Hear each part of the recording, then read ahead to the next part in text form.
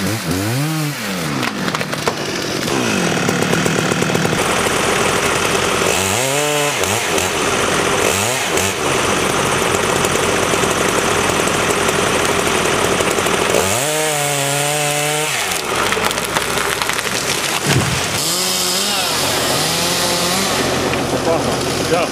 vous avez remis le bouton.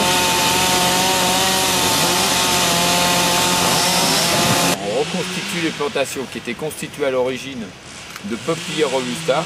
En l'occurrence, dans ce secteur-là, il y en avait quand même 244, il en reste 244 sur une longueur de 2 km, alors qu'à l'origine, il y en avait à peu près 400.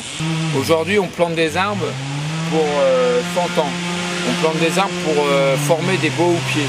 Pourquoi des beaux houppiers? Parce qu'ils vont réguler en fait la strate herbacée qui va se trouver en dessous quand ils auront l'âge adulte. Et ils vont aussi réguler par le couvert végétal qu'ils vont former et la température de l'eau. Donc aussi limiter par conséquent la croissance des herbes aquatiques. Alors la première phase, c'est en fait de tailler le taillis qui se trouvait derrière la plantation existante. Pour en fait donner une ligne de vie à la future plantation. Alors on taille à peu près le taillis à blanc à 8 mètres du bord du canal. Dans un deuxième temps, on procède à la préparation de l'abattage des grumes. Alors la préparation, il y a deux phases. Il y a la préparation du pied. On peut voir sur certains pieds l'écorçage du tronc qui consiste en fait à enlever à la base du pied l'écorce. Parce que dans cette partie-là de l'arbre se trouve en fait pas mal de terre qui endommage la tronçonneuse, donc qui nuit à l'abattage. La deuxième partie, alors là on ne le voit pas, mais c'est le démontage des branches basses de l'arbre. Une fois les arbres préparés, il y a l'abattage proprement dit. C'est l'opération qui a lieu en ce moment. Où là, en fait, on abat les arbres d'un seul tenant, ils sont débités.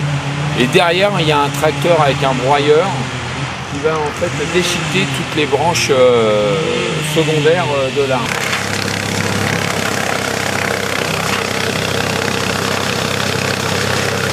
Alors comment on fait pour qu'il tombe pas dans l'eau là? Après là c'est la technique proprement dite de l'abattage. En fait on fait une entaille sur l'endroit où on veut que l'arbre. Cette entaille elle ne doit pas excéder un tiers du diamètre de l'arbre. Après c'est des techniques proprement dites d'abattage. Là on peut en voir un tomber. Voilà. Alors après, il y a un porteur forestier qui va venir une fois que les branches seront broyées, que les grumes sont prêtes à être mises à l'eau. Et ce porteur, il va basculer en fait les grumes du côté contre-alage à l'eau proprement dite. Ok, comme des vrais Canadiens. Voilà, comme des vrais Canadiens. Alors sachant que le départ du chantier se trouve à peu près à 2 km de l'aire de réception des grumes et qu'à la fin du chantier, il y a à peu près 4 km de transport par l'eau de ces grumes. La remise en état derrière, parce que... Alors la remise en état, elle a lieu bien après, puisque en fait, la deuxième phase, ça va être en fait le dessouchage.